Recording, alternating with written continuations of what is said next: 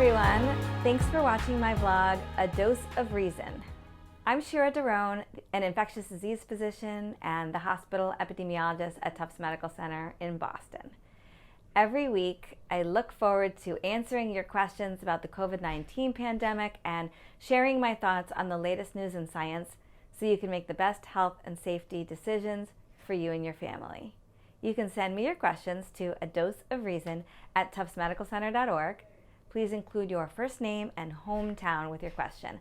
I'll pick a few questions each week to discuss in the vlog. Our first question comes from Marcia from Watertown. She says, I read that Pfizer has a new drug to treat COVID-19. My friend, who has chosen not to be vaccinated, has taken that to mean that there's no longer any need to get the shot. Is she right? Are vaccines now no longer necessary? Well, Marcia, it is great that there are now several promising treatments for COVID-19 in the pipeline, but that doesn't mean that vaccines are not necessary. The new Pfizer pill, which has not yet been reviewed by the FDA, is called Paxlovid. And compared to placebo, it reduced the rate of hospitalization due to COVID-19 from 7% down to 0.8%, which is great.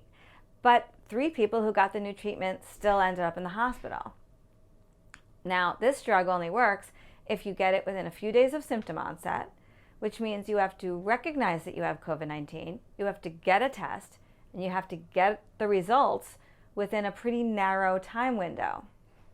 The vaccine, on the other hand, makes you at least 5 times less likely to get infected in the first place. And if you don't get infected with COVID-19, you can't get hospitalized for COVID-19.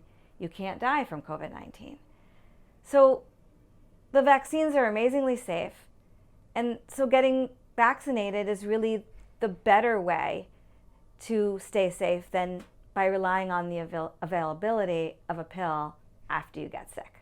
Our second question was mailed in by Lou in Methuen, who says, now that kids age 5 to 11 have started to be vaccinated, when is it appropriate to let them do normal things like traveling and going to school without masks?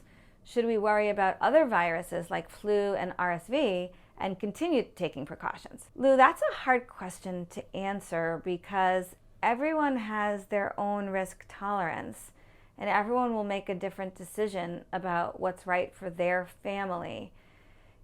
Even unvaccinated kids are at lower risk of serious illness from COVID-19 than vaccinated adults. And their risk from flu, were they to get it, is equivalent to or greater than their risk from COVID-19, and yet we didn't restrict their interactions or expect them to wear masks before the pandemic.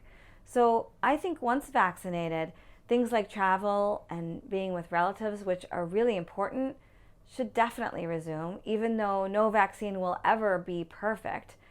And although there's no research demonstrating harms from masks in school, I think availability of vaccination should mean that masks can one day become optional in school. Our last question comes from Alyssa, who lives in Providence, and she says, I'm taking my 6-year-old for his first COVID shot on Monday. Is there anything I should do to prepare him? Any medicine I should give him before or after? So exciting, Alyssa. Well, we don't recommend pre-medicating with anything prior to vaccination. In fact, there's a risk that you could slightly blunt the immune response if you do that.